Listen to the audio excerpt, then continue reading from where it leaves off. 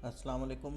मैं हूं जाहिद इकबाल और आप देख रहे हैं HTML for class 9th। HTML series में आज हम दूसरा लेक्चर करेंगे और देखेंगे पी टैग को।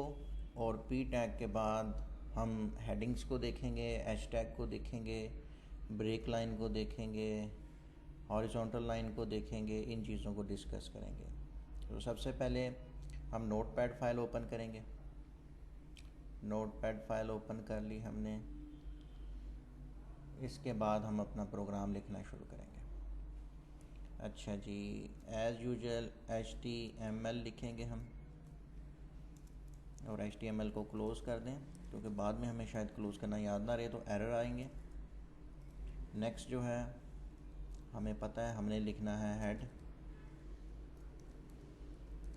और हेड को क्लोज़ किया। हेड के अंदर आप टाइटल लिखें ना लिखें ये आपकी मर्ज़ी है।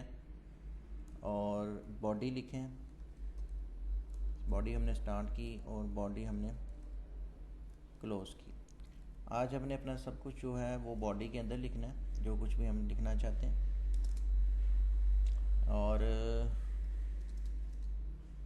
ये देखेंगे हम इस बॉडी के पोर्शन को ज़रा थोड़ा सा अलग कर लें ताकि आपके लिए ज़रा आसानी हो जाए। अब हेड टैग के अंदर हमने जस्ट टाइटल लिखना है और हमें फ़िल वक्त उसकी ज़रूरत नहीं है। आप चाहें तो लिख सकते हैं अपनी प्रैक्टिस के लिए। हम बॉडी के बाद डिस्कस करेंगे। बॉडी में हम पैराग्राफ टैग लिखेंगे। आप स्मॉल p लिखें, कैपिटल P लिखें, उससे कोई फ़र्क नहीं पड़ता। ठीक है, ये हमने यहाँ पर पैराग्राफ लिख लिया दिस ये। और हम इस तरह करते हैं, एक और पैराग्राफ टैग लिखते हैं।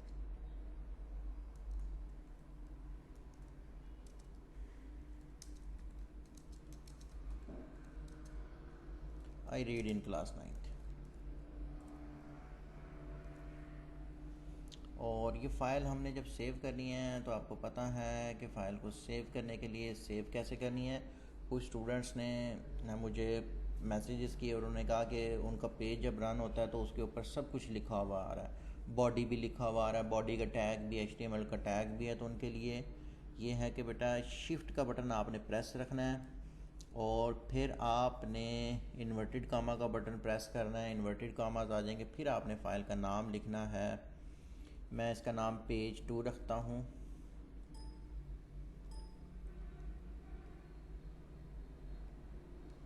Page 2.html।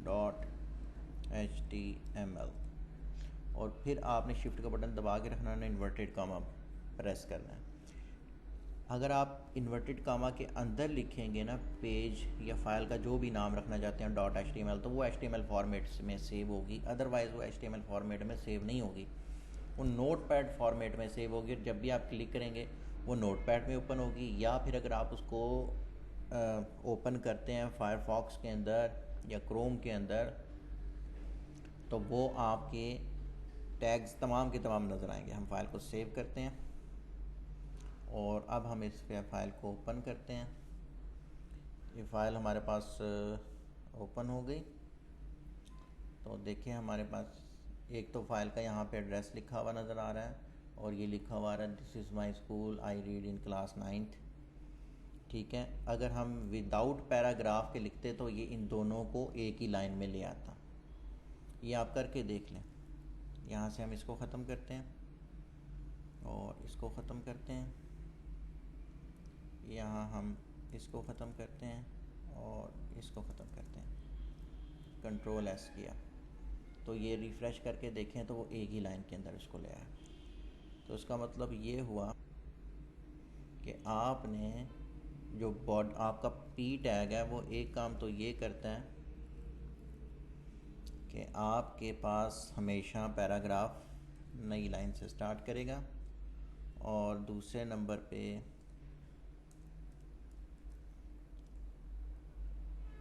पुरानी लाइन को भी तोड़ देगा। ये कंट्रोल S किया और हमने इसको रिफ़्रेश किया और हम इसका सोर्स कोड देख लेते हैं। यू पेज सोर्स, ये हमारे पास इसका सोर्स कोड लिखा हुआ है। अच्छा, आज हम नेक्स्ट देखते हैं कि हमने लाइन अगर ब्रेक करनी हो, फर्स्ट क्या ये हम इसी को कॉपी पेस्ट कर लेते हैं ताकि हमें ज़्यादा टाइपिंग ना करनी पड़े और वीडियो हमारी ज़्यादा लेंथी ना हो जाए।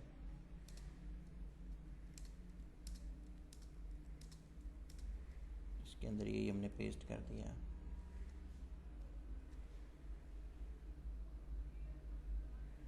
रिफ्रेश करें तो देखें ये हमारे पास हमारी लाइन लेंथी हो गई। अब हम इस पैराग्राफ के अंदर ये कहीं पे भी लाइन को तोड़ना चाहते हैं, लेट से ये यहाँ से मैं तोड़ता हूँ आई रीड इन स्कूल, तो मुझे बी आर का टैग यूज़ करना होगा। ये बी आर का टैग यूज़ किया, कंट्रोल एस करूँगा। पहले आप देख लें कि अगर मैं इसको ऐसे करता, ये लाइन तोड़ दी मैंने, ज़्यादा लाइंस डाल दी, तो तब भी इससे कोई फ़र्क नहीं पड़ता। फाइल सेव की और ये रिफ़्रेश किया, कोई फ़र्क नहीं पड़ा। यहाँ पे लाइन टूटी हुई है, अगर आप देखें, ये देखें यहाँ से लाइन टूटी हुई है, बट यहाँ पे उसने लाइन को ब्रेक नहीं किया। इसके लिए हमारे पास जो टैग है वो बी आर का टैग है, वो जब तक हम यूज़ नहीं करेंगे तब तक काम हमारा नहीं चलेगा। ये बी आर का टैग है हमारे पास, और ये देखें लाइन टूट गई। और ये आपको पता है कि ये सिंगुलर टैग है। आगे हम देखते हैं, हमारे पास जो है कोई भी हम टॉपिक लिखते हैं उसकी हेडिंग वगैरह तो लाजमी देते हैं। हमारे पास H1 से लेके H6 तक हेडिंग्स हैं। ये हम पहले हेडिंग लिखते हैं, यहाँ पर लिखते हैं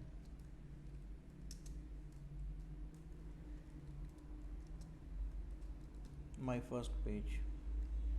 फाइल सेव किए तो यहाँ देखें ये हेडिंग लिखी हुई है, ठीक है। और इसका कोड भी देख लें, रिफ़्रेश करें तो यहाँ पे H1 की हेडिंग लिखी हुई आई है। अब हम ऐसा करते हैं, इस हेडिंग को सबसे छोटा कर देते हैं। आप H2 भी यूज़ कर सकते हैं, H3, H4, H5 और H6 तक। हम H6 यूज़ करते हैं। कॉपी किया हमने, पेस्ट कर लिया ताकि हमारा वक्त बच जाए। यहाँ पे 6 लिखते हैं, सबसे छोटी। दरमियान वाली हेडिंग्स जो हैं वो आप लिखेंगे। फाइल सेव की और रिफ़्रेश की तो देखें ये सबसे छोटी हेडिंग है। जो मेरे हाल में जो लिखाई है हमारी इससे भी छोटी होगी, तो हम इसे थोड़ा बड़ा कर देते हैं। हम H3 लिख देते हैं। ये हमने H3 लिख दिया, फाइल को सेव कर दिया, तो ये हेडिंग हमारी बड़ी हो गई। अच्छा, दूसरा टॉपिक, दूसरी चीज़ हमारी ये थी कि हमने P टैग यूज़ किया, BR टैग यूज़ किया, हेडिंग्स के लिए टैग यूज़ किए। अब हम आज देखते हैं थोड़े से एट्रीब्यूट्स। अब हम देखते हैं कि एट्रीब्यूट्स क्या होते हैं।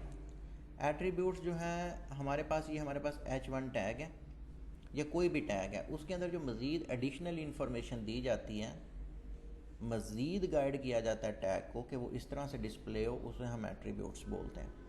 मिसाल के तौर पे देखें आप, ये माई फर्स्ट पेज जो है ये लेफ़्ट साइड पे लिखा हुआ है, मैं चाहता हूँ ये सेंटर में लिखा हुआ है, तो मैं यहाँ पर इसको अलाइनमेंट का एक इसका एट्रीब्यूट है, ठीक है, इसको अलाइन कर देता हूँ। अलाइन लिखेंगे हम, और अलाइनमेंट आपको पता है सेंटर में भी होती है, लेफ़्ट पर भी होती है, राइट पे भी होती है, तो हम इसको करते हैं सेंटर। और आपने जो इसकी इक्वल टू सेंटर लिखना है ना अलाइनमेंट में, ये लाजमी तौर पे इन्वर्टेड कामा में लिखना है, ये बात का आपने ख़ास ख्याल रखना है। अलाइन ये उसका एट्रीब्यूट है, उसको वैल्यू देनी है सेंटर, तो इक्वल लिख के इन्वर्टेड कामा में लिख सकते हैं हम सेंटर। इसके अलावा आपके पास लेफ़्ट पे भी है और राइट भी है।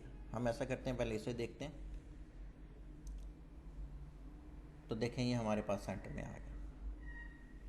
अब हम इसको ऐसा करते हैं कि ये जो नीचे वाली स्मॉल हेडिंग है इसको राइट पे कर देते हैं।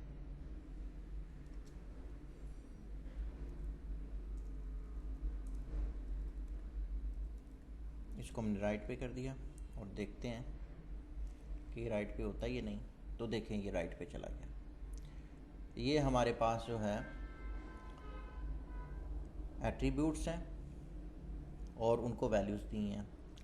आज के लिए हमारे पास आज के लेक्चर में इतना ही है कि हमने हेडिंग के लिए H1, H2 up to H6 तक देखे टैग्स, पैराग्राफ टैग बनाया, हमने लाइन को ब्रेक किया।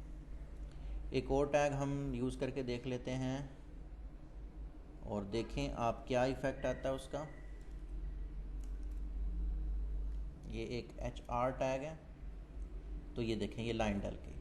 अगर आप लाइन डालना चाहते हैं हॉरिजॉन्टल लाइन, ठीक है, तो आप HR टैग का टैग यूज़ कर सकते हैं, जहाँ पे आप ये लिखेंगे तो ये आ गया। अभी हम अपने पेज के लिए ना एलिमेंट्स इकट्ठे कर रहे हैं, हम चीज़ें इकट्ठे कर रहे हैं, उनको भी सीख रहे हैं। जब हमारे पास इतने एलिमेंट्स इकट्ठे हो जाएंगे कि हम प्रॉपर वेब पेज डेवलप कर सकें, तो फिर उसके बाद हम एक प्रॉपर वेब पेज आपको डेवलप करके दिखाएंगे। तो आज के टॉपिक के अंदर हमने हेडिंग्स देखी, पैराग्राफ देखा, BR टैग देखा, HR टैग देखा। इसके अलावा हमने एट्रीब्यूट्स देखे। ये एट्रीब्यूट्स, अलाइन का एट्रीब्यूट जो है, देखें हर एट्रीब्यूट हर टैग के साथ नहीं इस्तेमाल हो सकता है। अलाइनमेंट है, ये हेडिंग के साथ इस्तेमाल हो सकती है, पैराग्राफ में भी इस्तेमाल होती है अलाइनमेंट, अलाइन का टैग, क्योंकि पैराग्राफ भी हम लेफ़्ट पे, राइट पर, सेंटर में लिखवा सकते हैं। लेकिन इसकी कोई सेंस नहीं बनती कि ये HR के साथ यूज़ हो, ठीक है। कुछ के साथ सेंस बनेगी, कुछ के साथ सेंस नहीं बनेगी। तो जिनके साथ सेंस नहीं बनती उनके साथ ये टैग यूज़, एट्रीब्यूट यूज़ नहीं हो सकता। जिनके साथ सेंस बनेगी उनके साथ यूज़ होगा। तो हर टैग के अपने एट्रीब्यूट्स हैं, अपनी क्वालिटीज़ हैं, ठीक है, तो वो उन्हीं के साथ यूज़ होंगी। आगे भी हम चल के जो है मज़ीद एट्रीब्यूट्स को भी देखेंगे और मज़ीद टैग्स को भी हम डिस्कस करेंगे। तो आज के लिए इतना ही, बाकी इंशाल्लाह नेक्स्ट टाइम। अल्लाह हाफिज़।